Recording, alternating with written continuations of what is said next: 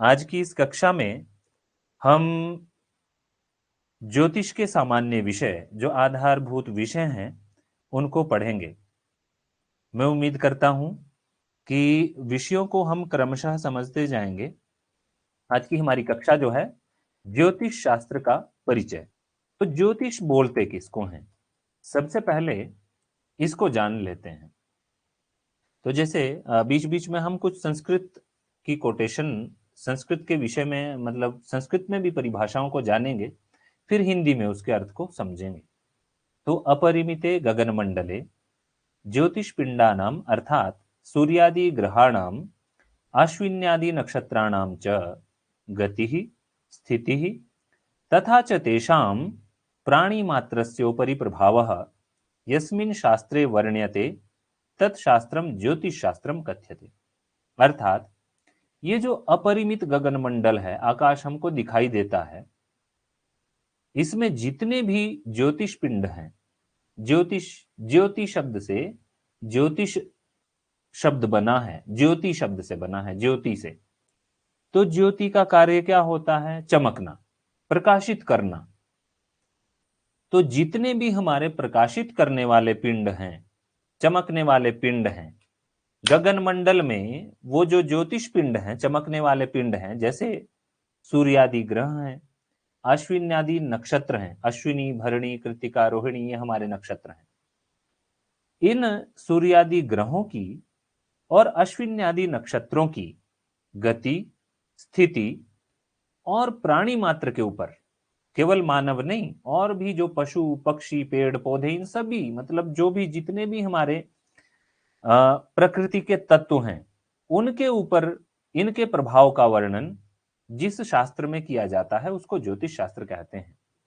अर्थात एक बार सारांश में मैं कहूं तो ये जो अपरिमित गगनमंडल है, इसमें ज्योतिष पिंड जितने भी हैं, चाहे वो सूर्यादि ग्रह हो या फिर अश्विन आदि नक्षत्र हो, उनकी गति, स्थिति और प्राणी मात्र के ऊपर जो भी उनका प्रभाव है, उसका अध्ययन जिस शास्त्र में किया जाता है उसको ज्योतिष शास्त्र कहते हैं। ये ज्योतिष शास्त्र का स्कंद विभाग। अब ज्योतिष शास्त्र के कितने भाग हैं?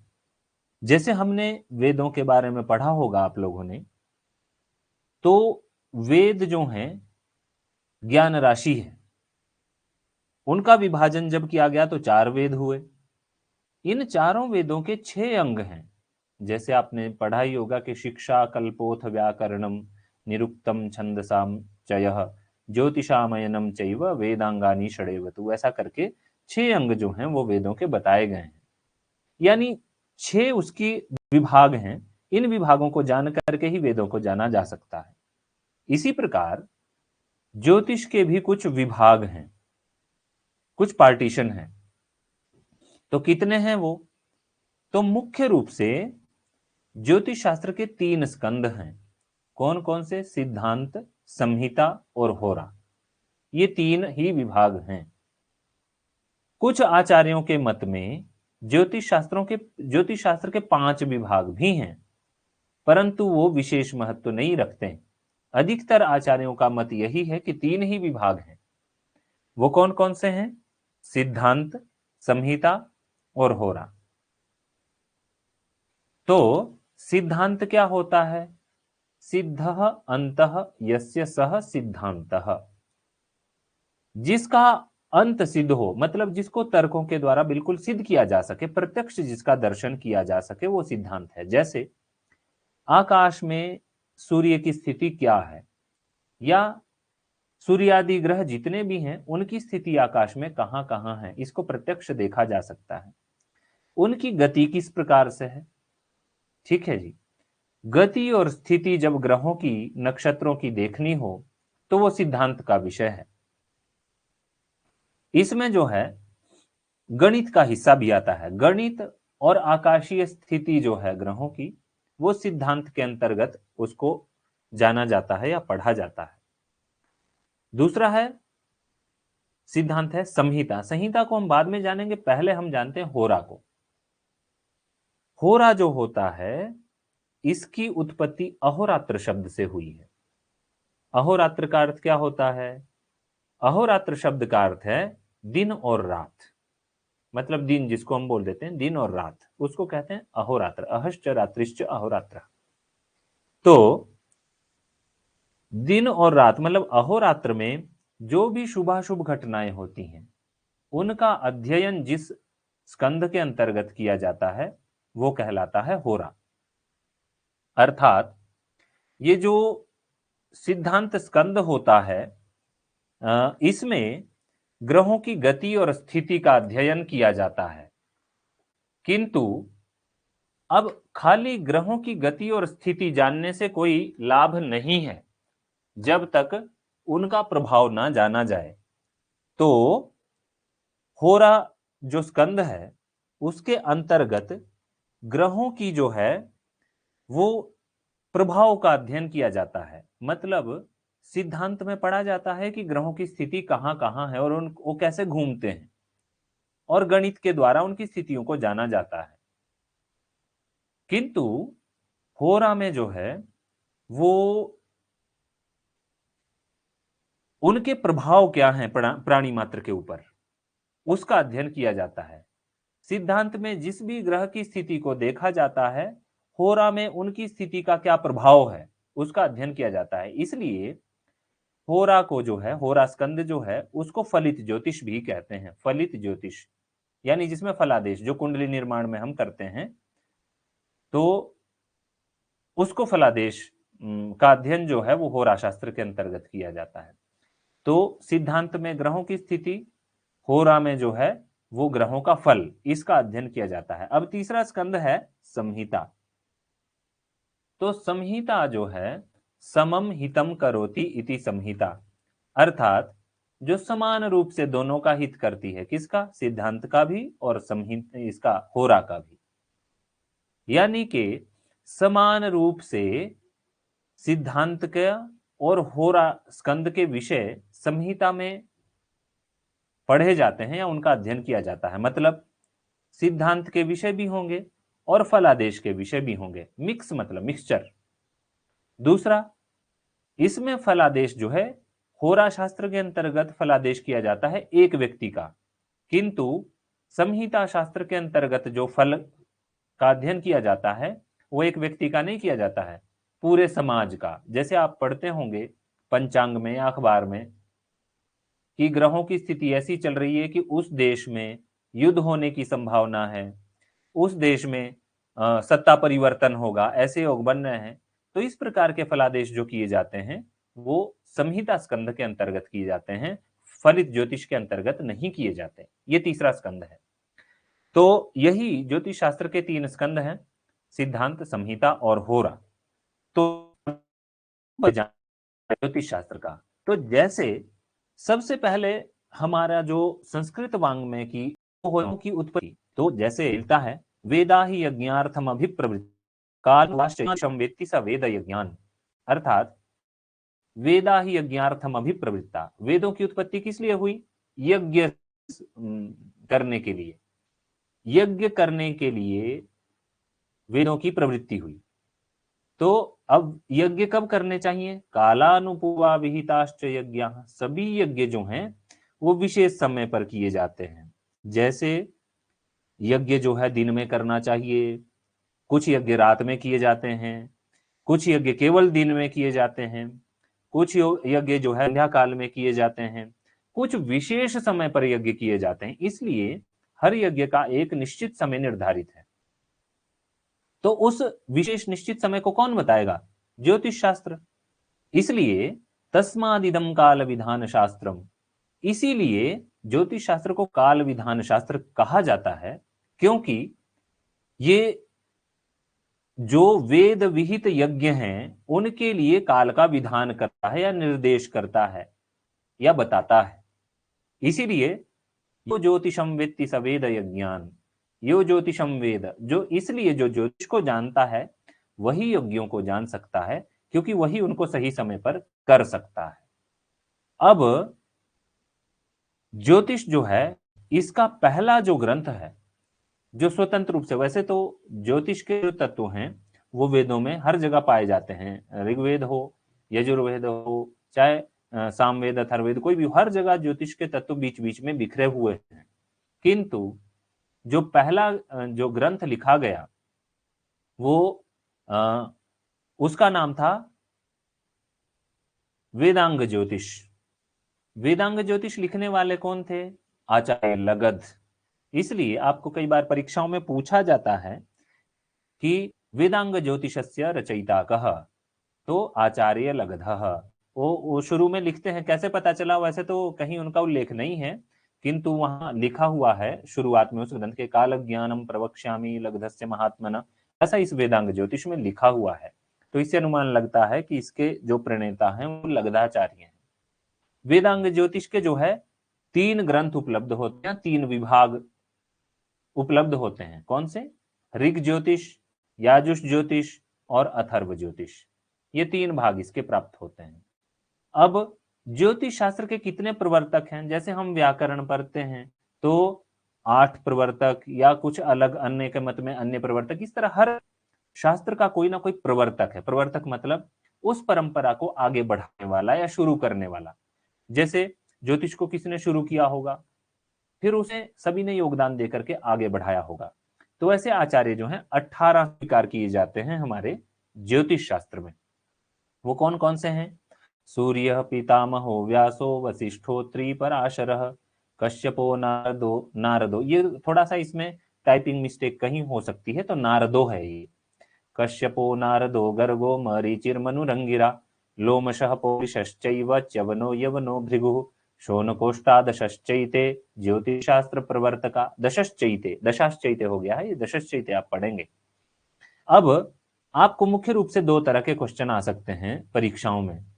पहले, ज्योतिष शास्त्र से कति प्रवर्तकाः सन्ति, तो ज्योतिष शास्त्र के कितने प्रवर्तक हैं? तो 18 हैं। ये काश्यप संहिता में लिखा गया है। अब दूसरा प्रश्न आ सकता है कि 4 आचार्यों के नाम दिए हुए होंगे। एतेषु कः आचार्यः ज्योतिष शास्त्र से प्रवर्तकेषु न आगच्छति, इसमें से कौन सा आचार्य जो है ज्योतिष शास्त्र के प्रवर्तकों में नहीं आता है? तो ये 18 के नाम अगर आपको याद होंगे तो आप छांट लेंगे कि ये उनमें नहीं है। तो इस तरह के प्रश्न आ सकते हैं। ज्योतिष शास्त्र के 5 सिद्धांत हैं मुख्य रूप से।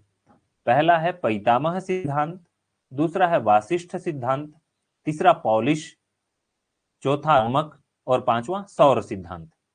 इन 5 सिद्धांतों का संग्रह जो है आचार्य वराहमिहिर का एक ग्रंथ है पंच सिद्धांतिका, उसे इन्होंने इन 5 सिद्धांतों का वर्णन किया है। अब जैसा मैंने आपको बताया कि ज्योतिष शास्त्रम त्रिस्कंधेषु विभक्तम अस्ति, त्रिषु स्कंधेषु विभक्तम अस्ति, यानी कि ज्योतिष शास्त्र के 3 स्कंध हैं, सिद्धांत, संहिता और होरा। सिद्धांत स्कंध में मैंने आपको बताया है ग्रह नक्षत्र संबंधित गणना नाम वर्णन वर्तते, यानी ग्रह नक्षत्रों की गणनाएं हैं, यानी गणित, और उनकी गणित के द्वारा ग्रहों नक्षत्रों की स्थिति को जाना जाता है। इसके जो मुख्य ग्रंथ हैं आर्यभट्टीयम, सूर्य सिद्धांत, सिद्धांत शिरोमणि, ये हैं। दूसरा जो है संहिता स्कंध, जैसे मैंने आपको बताया संहिता क्या होता है, जिसमें सिद्धांत और फलित यानी होरा शास्त्र के विषय मिश्रित रूप से वर्णित होते हैं। इसमें क्या होता है, ग्रह नक्षत्राणाम स्थित्यादीनाम आधारेण सामूहिका नाम शुभाशुभ घटना नाम अध्ययनम अस्मिन् स्कंधे भवति, अर्थात ग्रह नक्षत्रों की स्थितियां जो हैं उनके आधार पर सामूहिक घटनाओं का वर्णन होता है। आपको प्रश्न ऐसे भी पूछा जा सकता है कि ज्योतिष शास्त्र में सामूहिक घटनाओं का अध्ययन किस स्कंध के अंतर्गत किया जाता है? तो बिल्कुल क्लियर है, बिल्कुल कंफ्यूज नहीं होना। जो आपका संहिता स्कंध है वो सामूहिक रूप से घटनाओं का अध्ययन करता है, मतलब किसी देश का फलादेश, किसी राज्य का फलादेश, किसी क्षेत्र विशेष का फलादेश, इसका यदि मतलब, और एक व्यक्ति का जो फलादेश होता है, केवल इंडिविजुअल का फलादेश, वो फलित ज्योतिष का विषय है होरा स्कंद का। यानी एक व्यक्ति का कुंडली बना करके जब हम फलादेश करते हैं तो वो होरा स्कंद के माध्यम से करते हैं, फलित ज्योतिष के माध्यम से। किंतु जब हम सामूहिक रूप से फलादेश करते हैं तो संहिता स्कंद के अंतर्गत करते हैं। तो संहिता की जो है बृहत संहिता बहुत प्रमुख ग्रंथ है, ये है आचार्य वराहमिहिर का। गर्ग संहिता इत्यादि बहुत सारी संहिताएं हैं, भद्रबाहु संहिता है, इस प्रकार की संहिताएं जो हैं, वो कश्यप संहिता है। तो इस प्रकार संहिताएं हैं बहुत सारी, इनको हम बाद में इनका अध्ययन करेंगे, अभी हम सामान्य विषय पढ़ेंगे। तो होरास्कंद क्या है? ग्रह नक्षत्रादीनां प्रभावेण व्यक्तिगत जीवनस्य शुभाशुभ घटनानां अध्ययनम यस्मिन् स्कंधे वर्तते तदेव होरा। यानी ग्रह नक्षत्रों के का जो प्रभाव है वो व्यक्तिगत जीवन पे, अब मैंने कहा कि एक व्यक्ति का जब फलादेश हम करेंगे तो वो होरास्कंद के अंतर्गत आएगा। इसको हम फलित ज्योतिष के नाम से भी जानते हैं। इसके प्रमुख ग्रंथ कौन कौन से हैं? बृहद जातक, बृहद पराशर होरा शास्त्र, जैमिनी सूत्र, सारावली, फल दीपिका और जातकालंकार। ये सामान्य रूप से ये इनके विषय हैं। अब आपको एक विषय विशेष रूप से मैं बताना चाहता हूं कि आपने सुना होगा कि ज्योतिष शास्त्र में 12 राशियां होती हैं। नहीं भी सुना हो तो जान लीजिए, ज्योतिष शास्त्र में जो है 12 राशियां होती हैं, 27 नक्षत्र होते हैं और 9 ग्रह होते हैं। तो 12 राशियां कौन कौन सी हैं? मेष, वृष, मिथुन, कर्क, सिंह, कन्या, तुला, वृश्चिक, धनु, मकर, कुंभ और मीन, ये 12 राशियां हैं। अब नक्षत्र हैं 27, इनके नाम आप लोगों ने सुने होंगे। अश्विनी, भरणी, कृत्तिका, रोहिणी, मृगशिरा, आर्द्रा, पुनर्वसु, पुष्य, आश्लेष,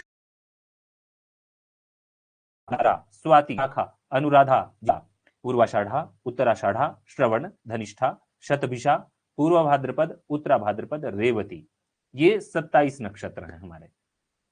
और ग्रह 9 हैं जो आप जानते ही हैं, जो हमारे दिनों के नाम है ना, जैसे हम बोलते हैं भाई रविवार, सोमवार, मंगलवार, बुधवार, गुरुवार, शुक्रवार, शनिवार, इस तरह से ये ग्रहों के नाम के आधार पर नाम रखे गए हैं। वारों के अपने कोई नाम नहीं होते, वैसे समय का कोई नाम नहीं होता। हमने अपनी सुविधा के लिए उसको दिन में, सप्ताह में, मास में, वर्ष में, दशक में, शताब्दी में, उसको अपनी सुविधा के लिए बांटा है समय को। समय तो निरंतर प्रवहमान है, निरंतर चल रहा है, ये कभी रुकता नहीं है, अनादि अनंत है काल। किंतु हम अपना व्यवहार चलाने के लिए इसको अलग अलग पार्ट्स में डिवाइड करते हैं। तो जो दिनों के नाम है इन ग्रहों के नाम पर रखे गए हैं। पहला ग्रह है सूर्य, दूसरा है चंद्रमा, फिर मंगल, बुध, गुरु, गुरु को बृहस्पति कहते हैं, शुक्र, शनि, राहु, केतु। बस ये राहु केतु 2 ग्रह इसमें जुड़ जाते हैं। अब जो है, मैं इन राशियों और नक्षत्रों के विषय में आपको कुछ विशेष बात बताना चाहता हूं।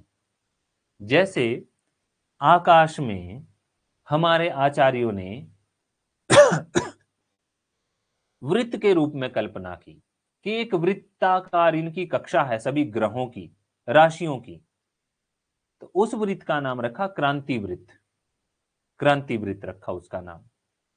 तो जैसा आप जानते ही हैं, एक वृत्त में कितने डिग्री होते हैं, कितने अंश होते हैं? 360, 360 अंश होते हैं। अब आपने कभी, आपको पढ़ाया होगा, गणित में आपने पढ़ा होगा, मैथमेटिक्स में, कि एक वृत्त में जो है 360 अंश होते हैं। क्या आपने कभी सोचने की कोशिश की कि 360 ही अंश क्यों होते हैं? अपने अध्यापक से पूछा कि 360 ही अंश क्यों होते हैं, ज्यादा या कम क्यों नहीं होते? अब हम बोलेंगे कि जी उसमें 4 90 डिग्री के कोण होते हैं, तो वो कोण 90 ही डिग्री का कैसे हुआ? ये प्रश्न कभी हमने पूछा है या सोचा? इसके बारे में नहीं सोचा होगा तो हमें सोचना चाहिए, क्योंकि इसका जो उत्तर है वो आधुनिक गणित या विज्ञान में नहीं है, वो हमारे शास्त्रों में है।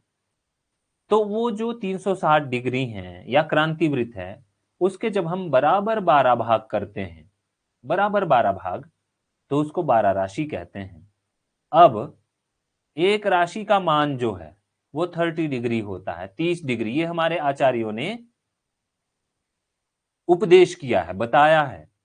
अब उपदेश क्या है? तो जैसे लघु सिद्धांत में कहा, उपदेश आद्योच्चारणम। जिसने इस ज्योतिष शास्त्र की प्रवृत्ति मतलब खोज की है, जगत को प्रदान किया है, उसने ये बताया है कि भाई मेरा सिद्धांत है कि एक राशि में कितने डिग्री होंगे? 30। तो 12 राशियों में कितने हुए?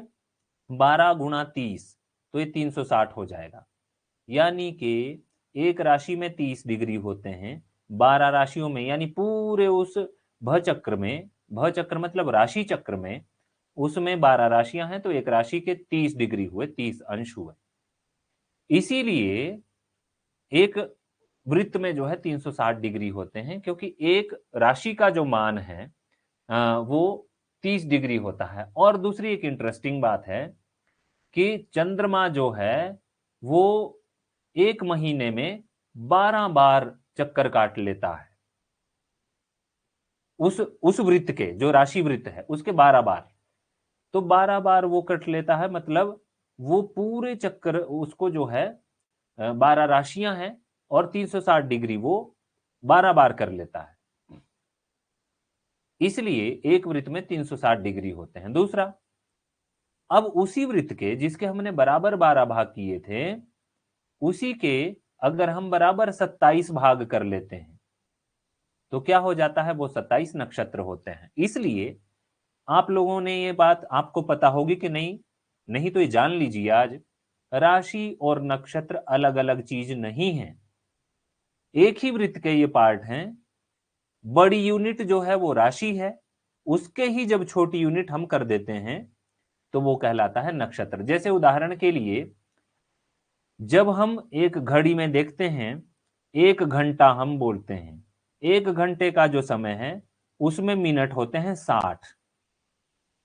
तो अब ये 60 मिनट और 1 घंटा अलग अलग यूनिट नहीं है, ये एक ही है। यानी 60 मिनट कह लो चाहे 1 घंटा कह लो, वही बात, एक ही बात है। इसी प्रकार 12 राशियां कह लो, या मेष राशि कह लो, या उसमें अश्विन आदि नक्षत्र कह लो, या 12 राशियां कह लो, या 27 नक्षत्र, उनके अंतर्गत ही आते हैं। मतलब ये छोटी यूनिट है नक्षत्र, बड़ी यूनिट है राशि, एक ही है, अलग नहीं है। अब इसके विषय में आगे हम विस्तार से अभी पढ़ेंगे, कैसे आप लोगों को समझ में आ जाएगा। अंत में जो ये 5 नक्षत्र, धनिष्ठा, शतभिषा, पूर्व भाद्रपद, उत्तरा भाद्रपद और रेवती, इनको जो है, ये अंत के जो 5 नक्षत्र होते हैं इनको पंचक नक्षत्र कहते हैं। यानी कि अंत के जो 5 नक्षत्र होंगे वो उनकी पंचक संज्ञा होती है। आपने पढ़ा होगा, जैसे हमारे पहाड़ों में बोलते हैं पांजिक शुरू हो गए हैं। पंजिक मतलब पंचक नक्षत्र उनको कहते हैं। इसमें कोई भी कार्य अगर हम करते हैं तो 5 गुना उसका फल होता है, इसलिए इसमें कुछ कार्य निषिद्ध होते हैं, तो वो हम बाद में जानेंगे। अभी खाली आप ये जान लीजिए कि पंचक नक्षत्र कौन कौन से हैं, ये पूछा जाता है कई बार। तो अभी मुझे लगता है समझ में आ गया होगा, तो आगे चलते हैं। अब आप लोग जो है ये चार्ट देख रहे होंगे, उसमें गिनती लिखी हुई है 1 से लेकर के 14 तक ऊपर, 15 से लेकर के 28 तक नीचे। ये नक्षत्र हैं। जैसे मैंने आपको बताया कि नक्षत्र कितने हैं, 27 हैं, किंतु यहां पर आप देखते होंगे कि हमने नक्षत्र कितने कर दिए, 28। अगर आप देखो एक बार नक्षत्रों को हम पढ़ लेते हैं क्रमशः। नक्षत्रों के नाम लिखे हुए हैं, अश्विनी, भरणी, कृत्तिका, रोहिणी, मृगशिरा, आर्द्रा, पुनर्वसु, पुष्य, आश्लेषा, मघा, पूर्व फाल्गुनी, उत्तरा फाल्गुनी, हस्त, चित्रा, स्वाति, विशाखा, अनुराधा, ज्येष्ठा, मूला, पूर्वाषाढ़ा, उत्तराषाढ़ा, श्रवण, धनिष्ठा, शतभिषा, पूर्व भाद्रपद, उत्तरा भाद्रपद, रेवती। ये 28 हो गए। इसमें क्या है, आपके अगर आप देखेंगे एक नक्षत्र इसमें अतिरिक्त है। कौन सा है वो नक्षत्र? अगर हम देखते हैं 22 और 23 नंबर पे, 22 नंबर पे है उत्तराषाढ़ा, 23 नंबर पे है श्रवण। यदि हम इसको देखते हैं तो क्या देखते हैं कि इसके नीचे लिखा है अभिजित नक्षत्र, यानी कि कुछ हिस्सा श्रवण का मिला, उत्तराषाढ़ा का मिला दें, कुछ हिस्सा अगर श्रवण का ले लें, तो एक अतिरिक्त 28वां नक्षत्र होता है जिसका नाम है अभिजित। वैसे अभिजित जो है स्वतंत्र रूप से कोई नक्षत्र नहीं है, किंतु कुछ कार्यों में अभिजित नक्षत्र का उपयोग होता है और ये बहुत शुभ माना जाता है, इसलिए ये 28वां नक्षत्र है। अब आपको पूछा ये जाता है टेस्ट में कि अभिजीत नक्षत्र किन किन नक्षत्रों को मिला करके बनता है, तो आपको याद रखना है उत्तराषाढ़ा और श्रवण नक्षत्र को मिला करके अभिजीत नक्षत्र बनता है। यानी कि उत्तराषाढ़ा नक्षत्र की 15 घटियां और श्रवण नक्षत्र की 4 घड़ियां, यानी कि घटी, ये जो घंटा मिनट जैसे हम आजकल बोलते हैं ना, वैसे पुराने समय में बोलते थे घटी और पल। तो घटी मतलब हमारे 2.5 घटी का 1 घंटा होता है, घंटे के उसमें माना जाता है इसको बराबर। तो ये जो है उत्तराषाढ़ा की 15 घटी और श्रवण की 4 घड़ियां मिला करके जो है वो अभिजीत नक्षत्र बनता है, या 28वां नक्षत्र है। इसके बाद क्या होता है, अब आपको नक्षत्रों की जो मैकेनिज्म है, किस किस प्रकार से ये राशियां और नक्षत्र आपस में मिले हुए हैं, एक ही हैं, उनको हमें जानना है। देखिए इसमें कहीं कहीं हो सकता है टाइपिंग मिस्टेक हो, तो आप व्याख्यान सुनते हुए उस गलती को सही कर लें। जैसे नक्षत्रों में 4 चरण होते हैं। एक नक्षत्र में कितने चरण हैं? 4। और एक राशि में कितने चरण होते हैं? 9। एक नक्षत्र में 4 चरण, एक राशि में 9 चरण। अब ये चरण होते क्या, मैं आपको बाद में बताऊंगा। जैसे 1 घंटा होता है, उसमें कितने मिनट हुए? 60। 60 मिनट जब हो जाते हैं तो 1 घंटा पूरा हो जाता है। इसी प्रकार जब 4 चरण हो जाते हैं तो एक नक्षत्र पूरा हो जाता है, ये आप समझिए। अब सबसे पहला नक्षत्र है अश्विनी। सबसे पहले लिखा हुआ है अश्विनी नक्षत्र। तो जो अश्विनी नक्षत्र है उसके 4 चरण हैं, चू चे चोला। भरणी के 4 चरण हैं, ली लू ले लो। कृतिका के 4 चरण हैं, अ ई उ ए। रोहिणी के 4 चरण हैं, ओ वा वी वु। मृगशिरा के 4 चरण हैं, वे वो का की। इस प्रकार सभी नक्षत्रों के चरण हैं जो सामने लिखे हुए हैं। अब मुझे लगता है बात समझ में आ गई होगी भाई, एक नक्षत्र में कितने चरण होते हैं? 4 चरण होते हैं। एक नक्षत्र, एक राशि में कितने चरण होते हैं? तो 9 चरण होते हैं। कैसे 9 चरण हैं? अब आप देखेंगे अश्विनी नक्षत्र के 4 चरण हैं, चू चे चोला। भरणी के 4 चरण हैं, ली लू ले लो। कृतिका का 1 चरण अ, यानी कि अश्विनी के 4, भरणी के 4 8 और कृतिका का 1 चरण 9।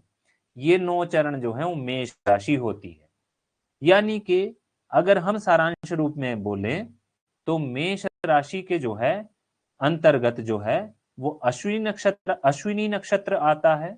उसके बाद भरणी नक्षत्र भी मेष राशि में ही आता है, और कृत्तिका का पहला चरण ये इसमें आता है मेष राशि के अंतर्गत। यानी मेष राशि किसको कहेंगे? अश्विनी, भरणी और कृत्तिका का पहला चरण अगर मिला देते हैं तो वो मेष राशि कही जाती है। इसके बाद कृत्तिका के 3 चरण ई उ ए, रोहिणी के 4 चरण और मृगशिरा के 2 चरण वे वो। इन 9 चरणों को मिलाकर के बनती है वृष राशि। यानी वृष राशि के अंतर्गत कृत्तिका के 3 चरण, रोहिणी के 4 चरण और मृगशिरा के 2 चरण आते हैं, तो 9। इस प्रकार आर्द्रा के अंतर्गत जो है वो मृगशिरा के 2 चरण, नहीं, ये मिथुन राशि के अंतर्गत, यहां पर मुथुन हो गया है, इसको आप मिथुन जाने, मिथुन ये टाइपिंग मिस्टेक है। तो मृगशिरा के 2 चरण का की, आर्द्रा के 4 चरण, पुनर्वसु के 3 चरण, कुल मिलाकर के ये 9 चरण मिथुन राशि के होते हैं। यानी मिथुन राशि में मृगशिरा नक्षत्र के 2 चरण, पूरा आर्द्रा नक्षत्र और पुनर्वसु के 3 चरण, ये कुल मिलाकर के ये हो जाती है मिथुन राशि। इसके बाद आती है कर्क राशि। तो कर्क राशि जो है इसमें पुनर्वसु का 1 चरण ही, पुष्य के 4 चरण और आश्लेषा के 4 चरण आते हैं। इस प्रकार ये राशि और नक्षत्र आपस में मिले हुए हैं, जैसे मैंने कहा अलग नहीं है। इन राशियों के अंतर्गत ही ये कुछ कुछ नक्षत्र आते हैं।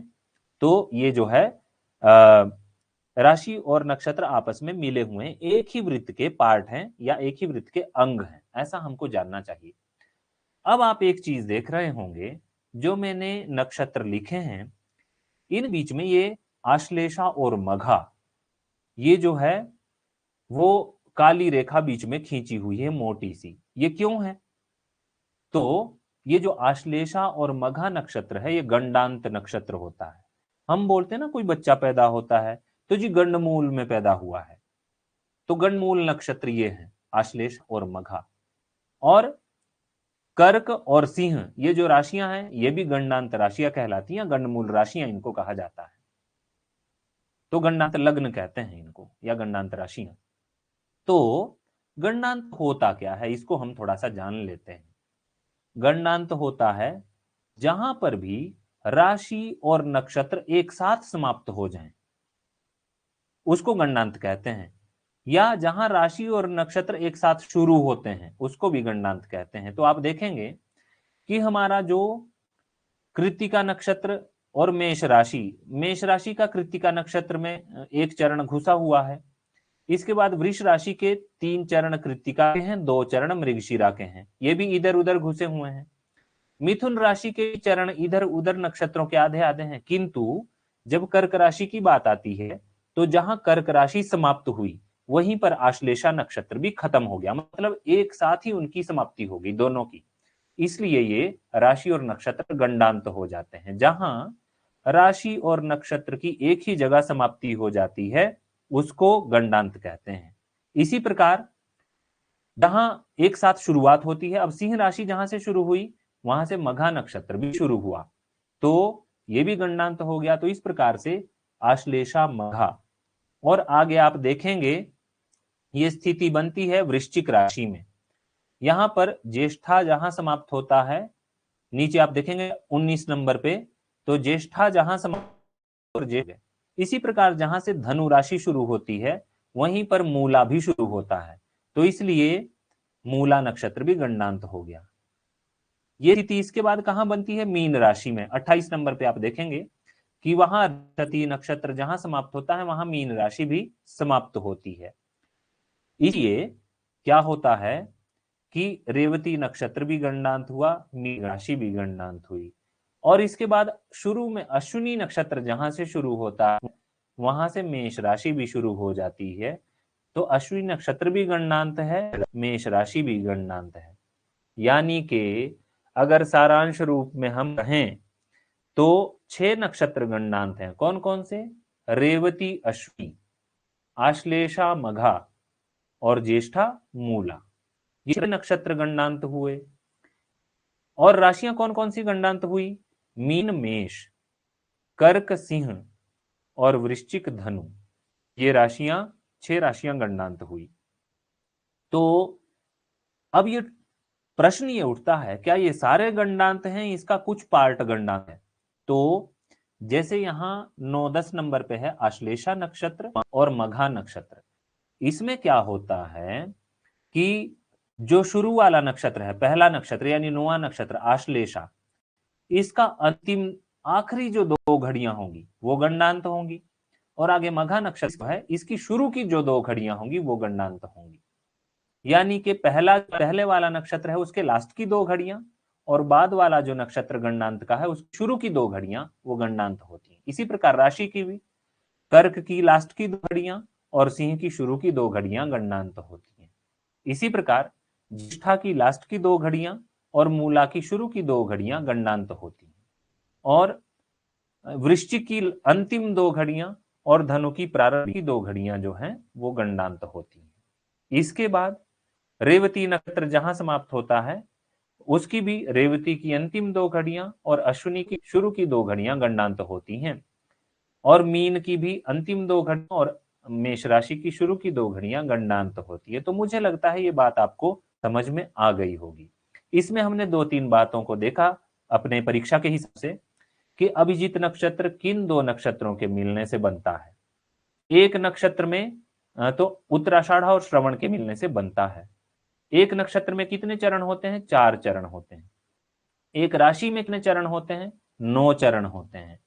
अगर कोई डीपली क्वेश्चन पूछेगा तो सभी पूछ सकता है कि मेष राशि के अंतर्गत कौन कौन से नक्षत्र आते हैं, तो अश्विनी, भरणी और कृत्तिका आते हैं। चौथा नक्षत्र और दे देगा वो नहीं आएगा।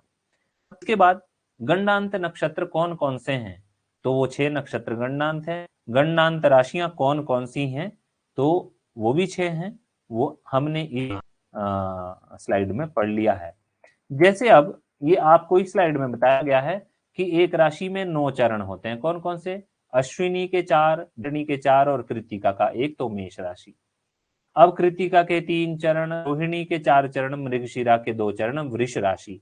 इस तरह यहाँ पर एक सारांश में चार्ट बना दिया गया है, इसको आप देख करके समझ सकते हैं। अब जो पिछली स्लाइड में हमने देखा था कि ये इस चार्ट में क्या है कि हमारा ये जो है, ये हमने जो नक्षत्रों के चरण बताए हैं, चूचे, चोला इत्यादि, ये चूचे चोला का मतलब क्या है? तो ये जब बच्चे का जन्म होता है उस समय जो उसका जन्म नाम होता है, नक्षत्रों के आधार पर नाम रखा जाता है, वो इन्हीं अक्षरों से रखा जाता है। ये हमको जानना है बस। तो आगे आप लोगों ने पढ़ ही लिया है कि किस नक्षत्र में, किस राशि में कितने चरण होते हैं। अब ये जो है इस स्लाइड में इन नक्षत्रों के कुछ स्वामी होते हैं। ये कई बार टेस्ट में पूछ भी लेते हैं, भाई इस नक्षत्र का स्वामी कौन है, या फिर यम किस नक्षत्र का स्वामी है, अश्विनी कुमार किस नक्षत्र के स्वामी हैं। तो इस प्रकार ये कई बार पूछ लेते हैं। तो यहाँ पर नक्षत्रों के स्वामी हैं अश्विनावंत को वह्निस्ततो धाता निशाकरः रुद्रोतिर्गुरुर्सर्पः पितरो भग एव च अर्यमाचर विस्त्वष्टा वायुर्वह्नि पुरंदरौ मित्रः शक्रश्च निरतिः सलिलं च तत्परम् विश्वे देवा विधिर्विष्णुर्वसवो वरुणस्ततः तरुजपादहिर्बुध्न्यः पूषा नक्षत्र देवता। इस प्रकार इसकी जो है आप चार्ट में आसानी से समझ सकते हैं। अश्विनी नक्षत्र का स्वामी कौन है? अश्विनी कुमार। भरणी का यम, कृत्तिका की अग्नि, रोहिणी का ब्रह्मा, मृगशिरा के चंद्रमा, आर्द्रा के रुद्र, पुनर्वसु के अदिति, पुष्य के गुरु, आश्लेषा के सर्प, मघा के पितर, पूर्व फाल्गुनी के सूर्य, भग भग है, उत्तरा फाल्गुनी के अर्यमा, ये सूर्य के ही नाम है, हस्त के रवि, त्वष्टा के त्वष्टा, स्वाति के वायु, विशाखा के अग्नि और इंद्र, दो स्वामी हैं। विशाखा नक्षत्र विशेष है, केवल इसी के 2 स्वामी होते। अनुराधा के मित्र, ज्येष्ठा के इंद्र, मूला के निरिति, निरिति राक्षस हैं, ये मूला के स्वामी हैं। इसीलिए मूला नक्षत्र में जो जन्म लेता है वो अभुक्त मूल बोलते हैं उसको। वो मतलब बड़ा खतरनाक, एक बड़ा कठोर गंडमूल होता है। तो पूर्वाषाढ़ा के जल और उत्तराषाढ़ा के विश्वदेव, अभिजित के ब्रह्मा, श्रवण के विष्णु, धनिष्ठा के अष्टवसु, शतभिषा के वरुण, पूर्व भाद्रपद के अजपाद, उत्तरा भाद्रपद के अहिर्बुधने और रेवती के पूषा स्वामी होते हैं। अंत में मैंने बताया धनिष्ठा से लेकर के रेवती तक अंतिम 5 नक्षत्र जो हैं वो पंचक नक्षत्र कहलाते हैं। अब इन नक्षत्रों के जो है चर स्थिर विभाग जो हैं बताए गए हैं। तो हम जो है इसमें ये विवरण जो है बताया गया है कौन कौन से इन नक्षत्रों के कुछ विभाग हैं जो हम चार्ट के माध्यम से यहाँ जानेंगे। तो इनका जो है वो, हाँ, अब हम ये यहाँ पर जानेंगे कि जो ध्रुव और स्थिर नक्षत्र कौन कौन से हैं। तो उत्तरा त्रयरोहिण्यो भास्करश्च ध्रुवम स्थिरम। उत्तरा, तीनों उत्तरा, कौन उत्तरा? उत्तरा फाल्गुनी, उत्तराषाढ़ा, उत्तरा भाद्रपद, रोहिणी और रविवार, ये ध्रुव संज्ञक नक्षत्र होते हैं या स्थिर संज्ञक नक्षत्र होते हैं। चर संज्ञक या चल संज्ञक नक्षत्र कौन से हैं? स्वात्यादित्ये श्रुते स्त्रीणी चंद्रश्चापी चरम चलम, अर्थात स्वाति आदित्य, पहला है स्वाति। अब आदित्य किसके स्वामी है? पुनर्वसु के। श्रुते स्त्रीणी, श्रुति मतलब श्रवण से 3, यानी श्रवण, धनिष्ठा, शतभिषा और सोमवार, ये चल संज्ञक नक्षत्र हैं। कल जो है हम इनके विषय में पढ़ेंगे, चर स्थिर इनका जो विभाग है वो नक्षत्रों का।